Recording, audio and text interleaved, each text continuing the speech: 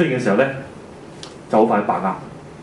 其實大家買股票都用呢個心態諗，即係等於巴菲特有個比喻就係話，好似咧你投資咧就好似打緊棒球一樣，咁你攞住支棍，出面係咁掟啲波落嚟，你係3個好球已經出局㗎啦，係咪？但係呢個遊戲唔會有好球出局呢樣嘢。你覺得嗰個波埋嚟嘅時間，你有把握唔該你先揮支棍出去。其實我哋同樣係咁樣嘅，你冇把握嘅嘢就唔好做。如果係咁揮棍咧，咪浪費體力咯。同樣地，如果你唔等得你不斷做買賣嘅時間，你咪浪費緊你嘅資金，係嘛？尤其是可能今年大家有冇體會啦？2015、2016可能到後期嘅市跌嘅時間，無論你做乜嘢都好似係輸緊錢。點解？因為喐得太多。冇錢係嗰個原因啦，因為喐得太多。好啦，咁另外啦，另一個動物亦都係書人買嘅，講2016啊，狼點樣咧？有本書咧就講狼好出名嘅，後來拍成一個電影啦。咁我冇睇到嗰個電影，亦都冇睇過本書，但係我中間有一段故事係想同大家分享嘅。大家知唔知狼係點覓食嘅咧？食群嘅係，同埋有智慧有計劃嘅就係咪？咁裏邊記咗一段就話有一個老人家同後生仔一個對話，就係話老人家問後生仔個問題：喂，狼點樣捉嗰啲黃羊嘅咧？黃羊係咩咧？其實羚羊嘅一種，即係跑得好快，唔係話羊咩唔識喐嗰啲啊。跟住後生仔就話冇啊，2隻喺後面追佢，另外1隻喺前面埋伏，咁咪搞掂咯，3隻仲捉唔到。咁老人家就問啦：如果調翻轉得1隻狼咧，佢點樣捉1隻黃羊啊？後生仔話捉唔到，冇可能，因為本身狼係唔夠羊跑得快嘅。咁老人家又話啦：你覺得係啫？狼會點咧？見到個羊，佢會跟住個羊尾，好遠咁吊住，等咩？等佢瞓覺。咁後生就話：佢瞓覺，你以為咁樣捉到佢咩？你行埋去啊，耳仔咁靈，一聽到都跑咗去啦。咁老人家唔係喎，佢唔係嗰個時間，佢潛伏喺你好遠嘅草叢裏邊，佢等咩咧？瞓着覺都等，佢唔係瞓覺埋去。人瞓着覺咩時間會起身啊？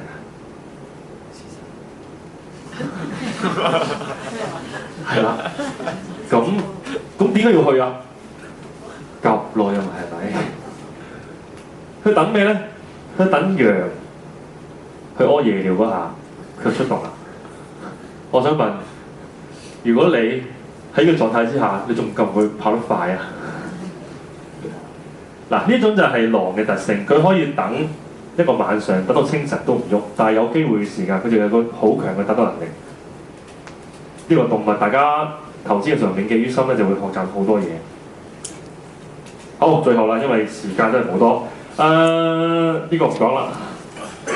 2016 2萬點穿咗，大家預計唔到。咁但係有啲人可能係價值投資者、長線投資者，有個圖係好值得大家參考嘅。呢個圖係嚟自恒生指數過往50幾年嘅歷史，來源係恒生指數公司啊。而家個 PE 一定低過8倍㗎啦，因為我整個 slide 嘅時候已經係12號，已經係穿咗2萬點，嗰個 PE 係7.97啦已經。有咩特點咧？點睇咧？其實我諗主要都睇第一欄得㗎啦，細過8倍。如果你而家眯埋眼入去，1年之後回報平均回報啊41%，贏嘅機率92%。呢個唔緊要，大家睇3年之後回報。如果你喺 PE 低過8倍時間衝入個市場裏邊，之後3年獲得正回報嘅機率係8%喎，平均回報幾多？142%喎。咁樣計一計，打個折頭啦，一半即係70%喎，係嘛？市係會跌嘅，大家用唔同方法投資，你可以用技術分析，可以價值分析。如果你係長線嘅，其實而家係一個好機會。可能你話唔係喎，2萬跌到18000仲會跌喎，唔好理啦，合埋眼等3年睇下咩位，係咪啊？可唔可以啊？有啲人得㗎，係嘛？即係呢個係一個機會，點解咧？低過8倍 PE 唔多㗎。最近曾經出現幾時啊？2009年嘅2月，曾經都係去過7.6，但係老實講，我哋早幾日最低嘅時間已經去到7.5㗎啦，講18500點嘅時間，係啦。基本上咧，而家大家可能感到少少恐慌，但係如果你合埋眼，你等埋佢之後，等3年唔好理啦。啊，咁當然啦，話過往50幾年歷史唔代表將來嘅，但係呢個係好嘅參考價值，係啦。咁大家可以用呢個表去睇。咁啊，如果我喂唔係我做技術分析嘅喎，技術分析幫我睇翻個圖啊。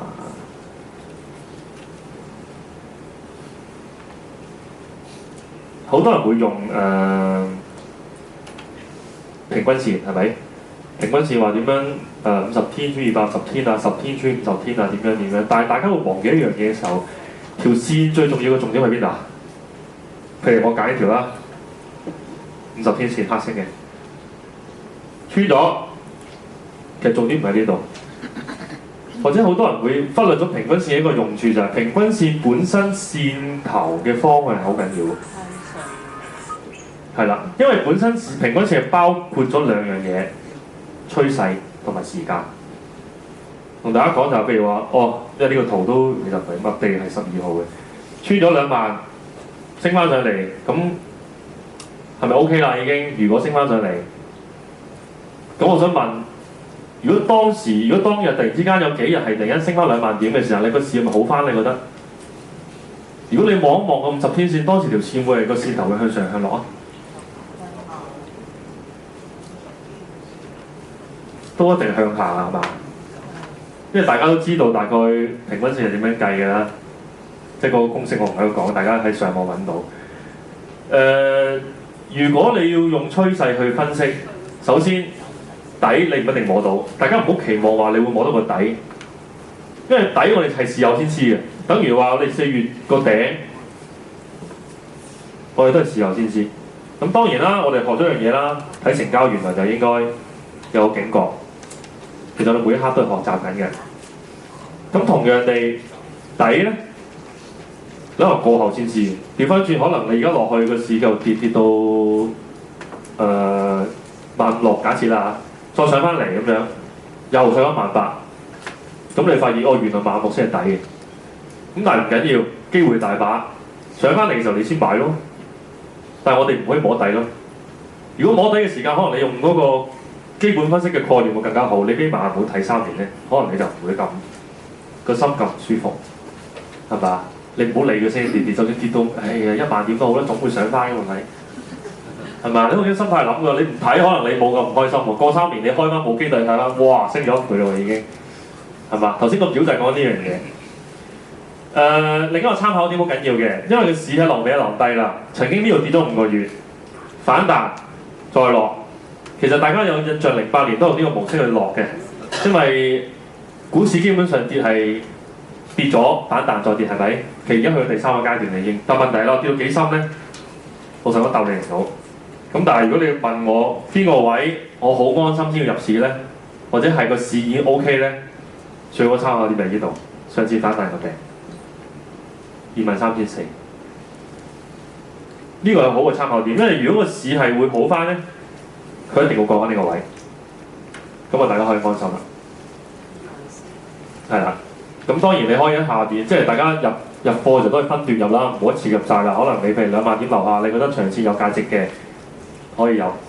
到好有把握嘅時候咧，係如果過翻23400咧，大家知道試翻嚟。當時如果得上得翻嚟嘅時候，大家都係想有啲線會點啊？開始向翻上㗎啦，係嘛？呢個就係趨勢，唔好嘗試摸個底，因為底大家唔知道。我今日講嘅差唔多啦。咁啊，大家咧都記得抽獎喎，開戶口喎，金牛喺呢度等緊你，見唔見到啊？好閃嘅 OK。咁另外咧都同大家交代翻啦，咁我係代表中達嘅，咁我哋公司咧本身都係上市公司個編號572中國富遊，咁但係而家就改咗名啊，咁啊叫做中達金融集團，大家睇下個號袋有寫啊已經，係啦，咁啊今日多謝大家嚇。我哋俾啲掌聲啦，唔該晒。好，唔該晒。